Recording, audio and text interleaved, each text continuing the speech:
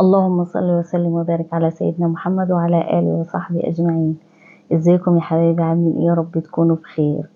قبل ما نبتدي كده نخش نعمل لايك جميل واشتراك في القناة لو مش مشتركة في القناة عشان يوصلك مني كل جديد، ونفعل زرار الجرس للكل. وبعد كده هنبتدي زي ما انتوا شايفين كده. عملنا النهاردة كيكة الروانة اللي هي مشهورة جدا، اللي هي الترند. في ناس بتبوظ معاها وفي ناس بتنشف معاها واغلبية الناس بتشتكي منها.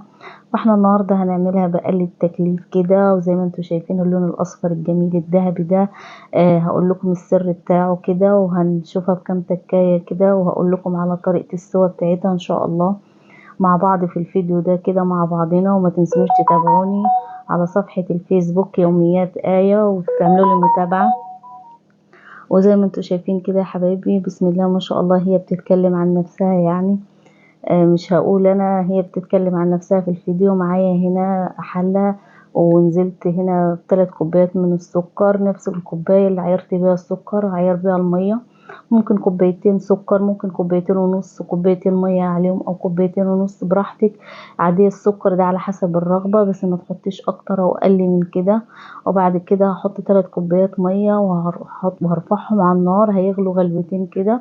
هيغلوا 5 دقايق، وبعد كده اروح عصرة ليمونة، و5 دقايق بعد عصرة الليمونة، وبعد كده بطفي عليه كده. السيرب خلص معايا، وزي ما انتوا شايفين كده ده اول حاجة كده خلصنا منها. وبعد كده هجيب بولة وهجيب 3 حبات من البيض زي ما انتوا شايفين كده. ممكن تحط 4 براحتك، بس انا بحب اقلل في البيض طبعا عشان ريحة الزفارة وكده. وهي ب3 بصراحة بتطلع معايا مبهرة زي ما انتوا شفتوا كده. ولسه هوريها لكم هي في الصينية وخارجة من الفرن وكده. نزلت بالبيض ونزلت بالسكر، كوباية سكر صغيرة مش كبيرة، عشان طبعا احنا معانا ايه، معانا السيرب ده ما بتبقاش حلوة قوي يعني كده، بتبقى مظبوطة. واول تكاية معايا كوباية حليب صغيرة او لبن. في ناس بتحط علبتين زبادي، في ناس بتحط كوباية زبادي كبيرة. لا انا حبيت اعملها بلبن والزبادي معاكم، بصراحة بتطلع طرية وهشة. معايا كوباية من الدقيق، ونفس الكوباية دقيق البسبوسة.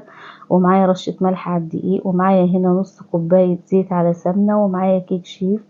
والسر بقى اللي بيخليها ابيض وفاتحة وجميلة وبيضة واللون الاصفر هما معلقتين الخل دول بصراحة. وهجيب من المضرب اليدوي، وانا حبيت اعملها معاكم بالمضرب اليدوي، لا خلاط بقى ولا مضرب كهربا ولا اي حاجة. حبيت تحطوا الخليط ده كله في الخلاط وتضربوه ضربتين كده، مفيش اي مشكلة.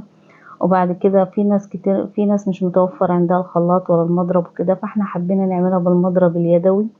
هو ده متوفر في كل بيت، هنعملها بأقل حاجة عندنا وأبسط الحاجات. وبعد كده هنزل بعلبة الزبادي زي ما انتوا شايفين كده، وهفضل اضرب الخليط مع بعضه لحد ما يدوب معايا.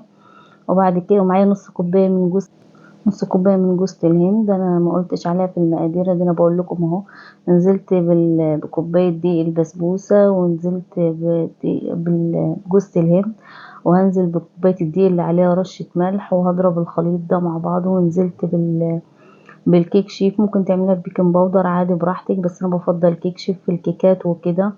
وبعد كده هضرب الخليط ده مع بعضه لحد ما يوصل للقوام اللي انتوا شايفينه ده، لا هو تقيل قوي ولا هو خفيف قوي. بين الكيكة كده يعني، بسم الله ما شاء الله زي ما انتوا شايفين كده. وبعد كده معايا بايركس اللي هي 24 مقاس 22. وبعد كده مدهناها بالسمنة وبعد كده بطنتها بالدقيق، وهنزل بالخليط ده بتاعي في الصينية. ومعايا الفرن سخنة على 180. بصوا طريقة السوا، انا بحطها بيكون الفرن عالية، واول ما احطها كده وبعد كده بوطي، بكون مشغلة فوق وتحت. وبعد كده بوطي الشواية، بوطي الفرن بقى. اول ما تنفخ معايا كده في الفرن بوطي عليها النار عشان تستوي، مش تنفخ معايا وتحمر وبعد كده تطلع يعني مش مستوية جوه. وبسيبها براحتها بقى لحد ريحتها ما تطلع وتفصل عن بعضها كده زي ما انتوا شايفين.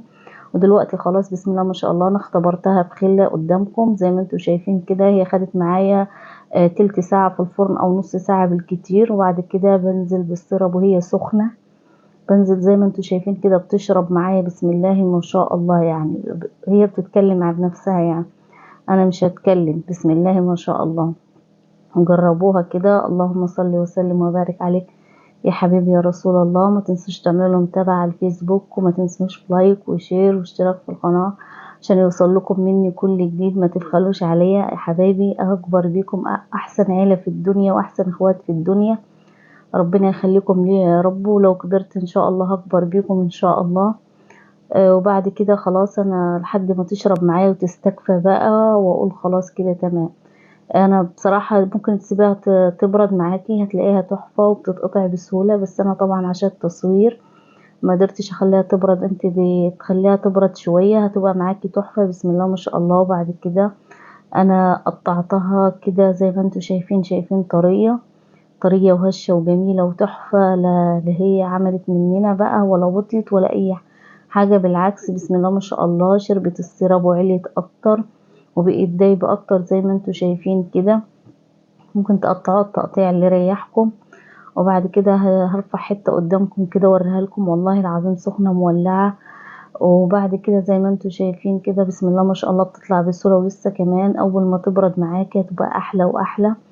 وبعد كده خلاص انا طلعت حتة كده وقلت بنسيت ما حطيت من فوق جوز الهند، قلت احط بقى معاكم.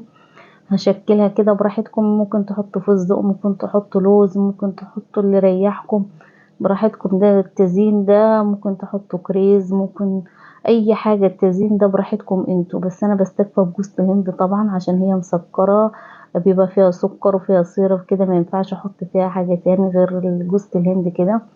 وبعد كده بسم الله ما شاء الله طبعا هي عشان اساسها جوز الهند. زي ما انتوا شايفين مفرغة كده وجميلة ومعلقتين الخل اللي احنا حطيناهم خلي العجينة فاتحة معانا وهشة وتحفة اقسم بالله. وهي وسخنة يعني انا بقطعها لكم بوريها لكم سخنة، صدقوني لما تبرد معاكم هتبقى معاكم احلى واحلى. جربوها كده. وشكرا يا حبايبي على التعليقات الجميلة اللي بتعلقوها لي، ربنا يخليكم لي يا رب، وما نحرمش منكم. كل اللي يكتب لي تعليق حلو كده ربنا يخليكم ليا، ويا رب يكون الفيديو نال اعجابكم. وان شاء الله كل حاجتنا دي موجودة في البيت ومتوفرة في كل بيت ان شاء الله. وربنا يحسن ما بين ايديكم وايدينا يا رب، اللهم امين. وكده نكون وصلنا لنهاية الفيديو بتاعنا، واشوف وشكم على خير في فيديو جديد، والسلام عليكم ورحمة الله وبركاته.